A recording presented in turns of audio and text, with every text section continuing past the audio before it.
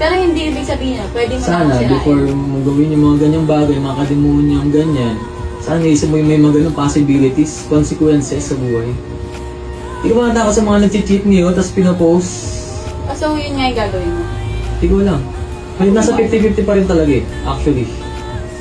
Ang gusto ko na talaga purpose, nalaman ng boyfriend mo. Sobrang lala kasi nang gagawin mo Felix na yun. So, di mo lala yung ginawa mo. Malala sa'yo. Alam mo yun? Wala sa patimbangan. Alam It's kung- consequences. Kung nasasaktan ka doon, I'm sorry. Pinakapati natin Kung- yung joyride mo. Kung napasok ka sa relationship namin, sa away namin, I'm so sorry. You're not sorry.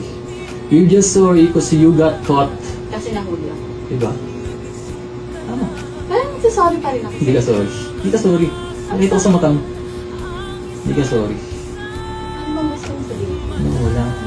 Alam mo kung ano lang yung sincere. Sa hindi. Wala akong hinihiling na mag-sorry ka. Wala kang hinihiling, so binibigay ko. Okay. You're not sorry. I'm so sorry sa nagawa ko. You're not sorry. Alam mo. Sige na. Mag-isimba pa ako. Pagdadasal kita. Goodbye. Goodbye. So last. Ano last? Ano last? Last. Kaya nga. Kaya nga. Bye. Ano pong natin? Wala lang. Tinitingnan lang kita. Kasi ngayon na lang ito nilipan. Ito yung last time. Thank you. And sa mga ginawa mo. Sige na. Nanti ka pa ng joyride mo ngayon. Sige na. Talaga kita. Ha?